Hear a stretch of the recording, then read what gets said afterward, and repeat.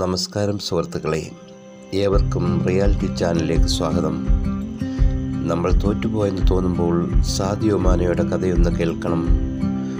ഫുട്ബോളറാകാൻ വേണ്ടി 500 കിലോമീറ്ററുകളോളം ഓടിപ്പോയ ഒരു പയ്യൻ്റെ കഥ, അതിലുപരി ഒരു മനുഷ്യസ്നേഹിയുടെ കഥ.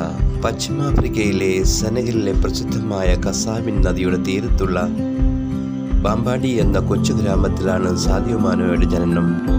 25,000 മാത്രം ജനസംഖ്യയുള്ള ഗ്രാമം, ആഫ്രിക്കയിലെ പട്ടിണിക്കാഴ്ചയായ ഗ്രാമം അദ്ദേഹത്തിൻ്റെ ഹൃദയത്തിൽ കൊണ്ടു നടന്നിരുന്നു. ബാമ്പാടിയുടെ തെരുവുകളിൽ കീറിപ്പറിഞ്ഞ ബൂട്ടുകളും തുളവീണ കേസുകളും അണിഞ്ഞ് ഫുട്ബോൾ കളിക്കുന്ന ഒരു സ്ഥിരം കാഴ്ചയാണ്. ഈ കൂട്ടത്തിൽ മാനുയുമുണ്ടായിരുന്നു.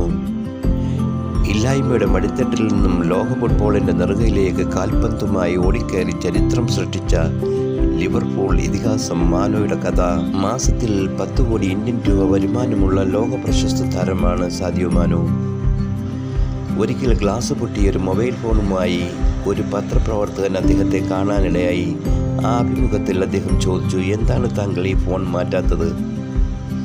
അദ്ദേഹത്തിന് മറുപടി ഇങ്ങനെയായിരുന്നു. ശാന്തനായ അദ്ദേഹം പറഞ്ഞു, മാറ്റണം.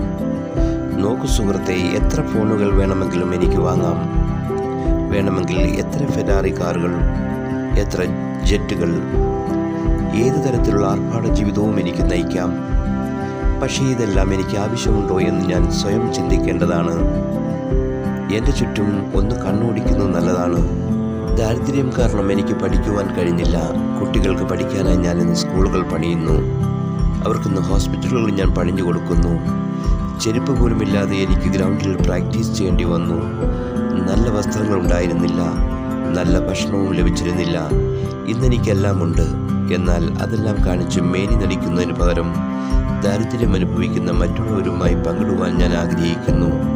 അവനവൻ്റെ സൗകര്യങ്ങൾക്കുപരി നാട്ടുകാർക്ക് മുന്നിൽ മേനി നടിക്കാൻ കയ്യിലുള്ളതും പോരാഞ്ഞിട്ട് കടം വാങ്ങിയും ചെലവഴിക്കുവാൻ മടിയില്ലാത്ത നമ്മുടെയൊക്കെ നെഞ്ചു പൊള്ളിക്കാൻ പോകുന്ന വാക്കുകളാണ്.